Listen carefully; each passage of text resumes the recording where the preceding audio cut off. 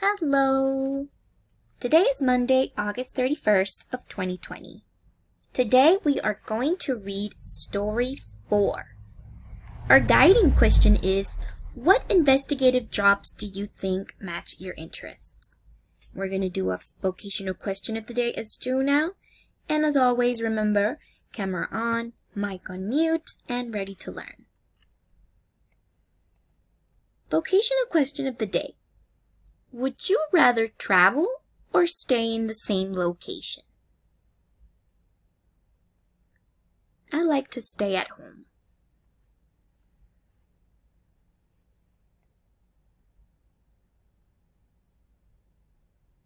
Story 4. Thinking about tomorrow.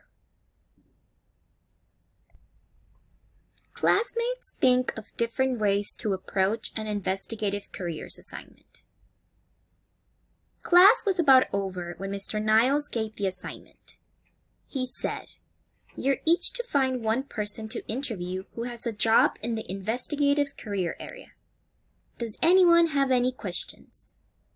Eric raised his hand and asked, "What is the investigative career area?" Mr. Niles said, "Good question, Eric. There are a lot of people in different jobs. Investigative careers are best for people who like math, science, and computers. Investigative people like to research, solve problems, and experiment to find answers." On the way out of class, Sophie asked Cooper, Lydia, and Eric, "Do you know anyone with a job like that?" Cooper answered, "No, but my parents know a lot of people. I am going to ask them." I pulled a list of investigative careers up on my phone. I'm going to study it and might find out that I do know someone, Lydia said. Eric said, "I'm going to choose a job and search online for local companies that have that job." On the bus on the way home, Lydia studied the list on her phone. She stopped when she saw Auditor. She called her aunt and said, "Hi, Aunt Olivia. This is Lydia. I could use your help with a school project. The assignment is interviewing a person who has an investigative career. You're an auditor, right? Can I interview you about the work you do at your job?" "Yes, you are right that I am an auditor, and I'd love to be interviewed by you," Aunt Olivia said. Lydia said, "Do you have time tonight?" "No, but I can do tomorrow night," Aunt Olivia said. "Perfect," Lydia said. "I'll see you then." Later that night, Cooper asked his dad, "Do you know anyone with a job in the investigative career area?" His dad asked, "What's an investigative career?" "It's jobs where people have to think a lot, like planners and analysts. They study information and solve problems," Cooper said. "Our neighbor Jordan is a data analyst. He studies the reports for his company, then suggests new products and products to get rid of." Cooper said, "That sounds perfect. I'm going to go ask him if I can interview him." Soon, Cooper was knocking on Jordan's door.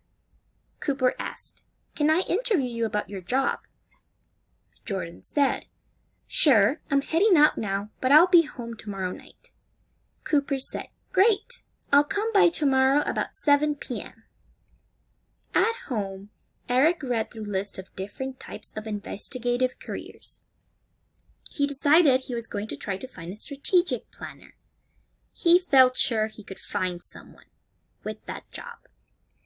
He started by looking up local strategic planners online. He discovered that the city had a strategic planner, and his name and phone number were online. So Eric called him. Eric said, "Mr. Welsh, my name is Eric. I have a school assignment where I need to interview someone in a job like yours. Would you be willing to let me interview you?" Mr. Welsh said, "Sure. How about tomorrow at 5 p.m.? You can come to my office." Eric said, Thanks, I will be there tomorrow at 5 p.m. sharp. Thanks. Sophie sat on the couch at home, thinking about how to find someone to interview. She thought about Lydia's list on her phone. She thought about Cooper asking his parents if they knew anyone. She thought about Eric choosing a job and then looking for local companies with that job. She decided to try a little bit of all three ways. She found a list of jobs, searched online for some local jobs, and then asked her parents. Sophie was really surprised when her dad said, "I'm a logistics manager. That's an investigative career." Sophie's eyes widened.